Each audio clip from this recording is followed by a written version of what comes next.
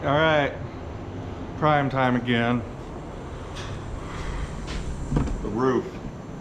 The roof. The roof needs primer. We need some primer, so let the priming begin. Look at all that. Gross. Gross. It's a lot of work. All it takes is one job, oh yeah.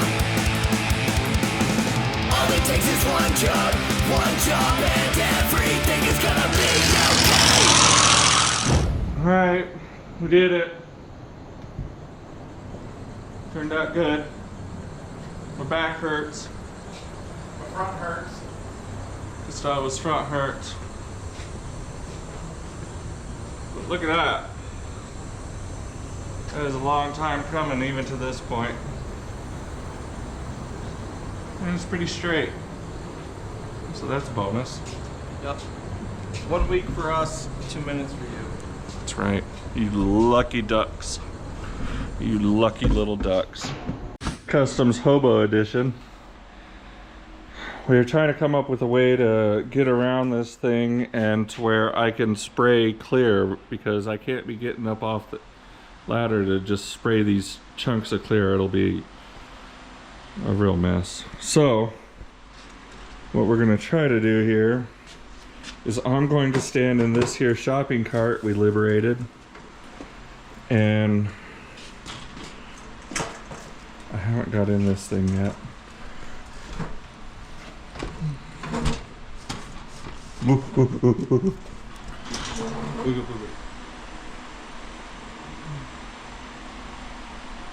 It's not even tall enough.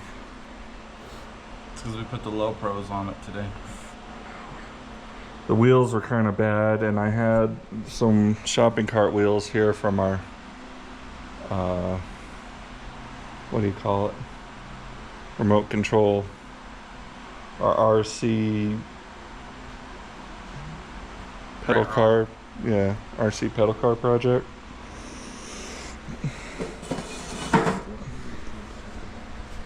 Can you push me in this thing? Oh, hell yeah.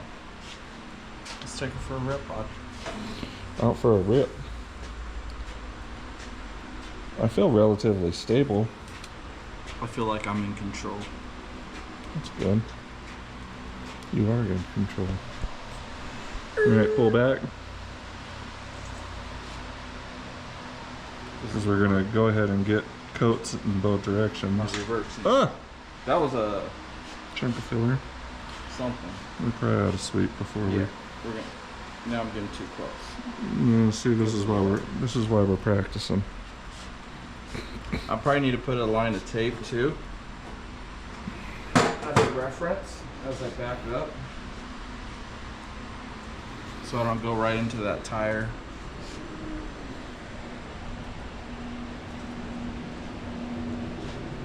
But you don't feel like you're gonna No, I feel okay. skedaddle off of there, right? No,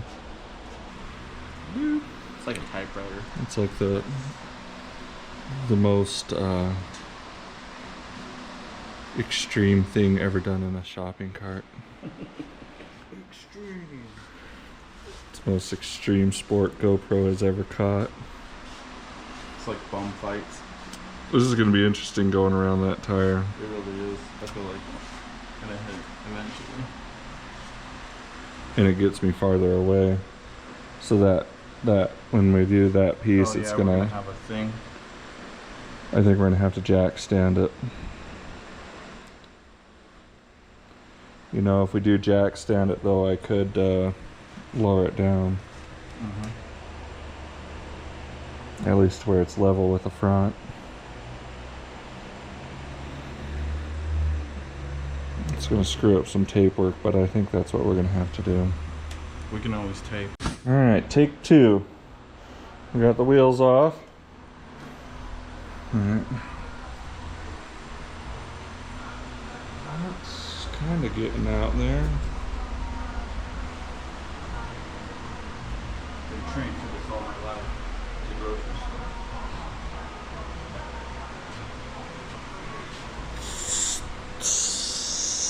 you like that smooth transition?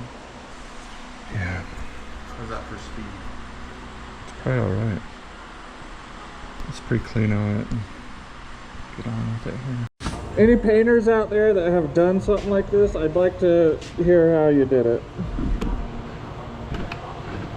I had a buddy that used a tool cart once.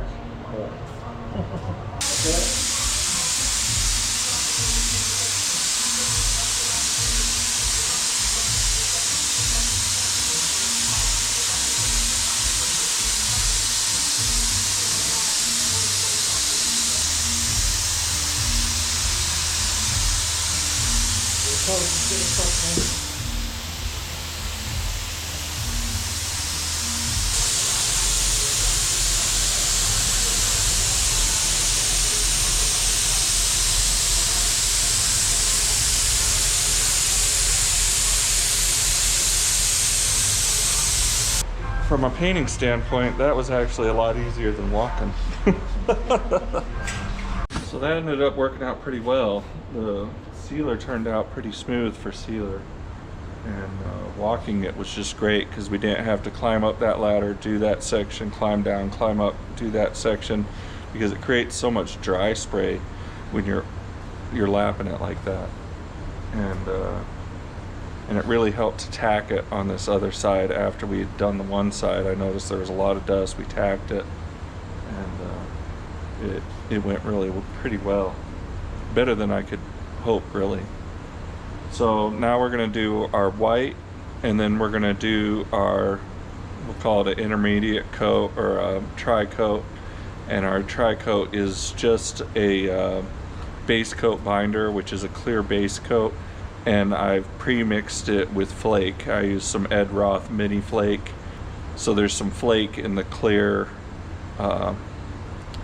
base coat. So we'll paint the whole thing white, and then we'll paint the whole thing with the flake, and then we're going to take like lunch. We're gonna go to lunch, which will be like an hour.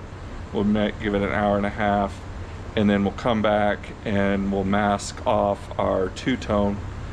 Then we'll spray the whole thing with our orange, and then we'll go back, spray our clear.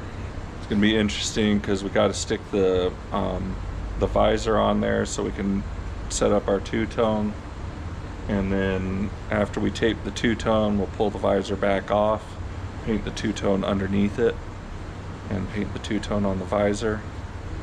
Then we'll clear them separately as well.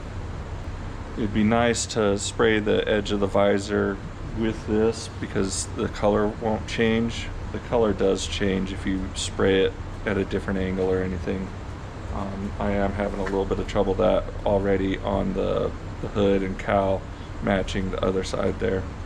So I might end up having to repaint the hood and cowl, which is just terrible. But we'll tack this seam sealer, or the primer sealer, we'll tack it off, and then start spraying. Tacking is it's a tack cloth. They call it cheesecloth. They call it a few things. Anyways, the only trick to this is when you get it out of the bag, you open it up, you kind of shake it, you fold it into your four square here, and then that way you can get different sides of it. You can see that was just the primer sealer, all that white there. So this just gets overspray dust off, which reduces the orange peel and dirt and whatever else could be laying in it. It'll get it all off of this before we start doing base coat. So you can use this on primer sealer, and you can use it on base coat. You cannot use it on clear. Clear's too sticky, it doesn't dry out like that, where this is going to be pretty much dry enough to wipe this across it. And then we'll do the same after we get back from lunch with the we might even do it before the tri-coat, the flake. So kind of helps out with that orange peel. All it takes is one job, oh yeah. All it takes is one job and